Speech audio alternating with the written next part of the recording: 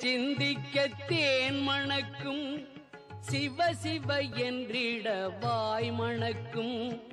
முந்தை வினைகள் தூள் பறக்கும்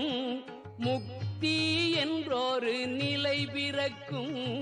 சிந்திக்க சிந்திக்க தேன் மணக்கும் சிவ சிவ என்றிட வாய் மணக்கும் முந்தை வினைகள் தூள் பறக்கும் முக்தி என்றொரு நிலை பிறக்கும் சிந்திக்க சிந்திக்க தேன் மணக்கும்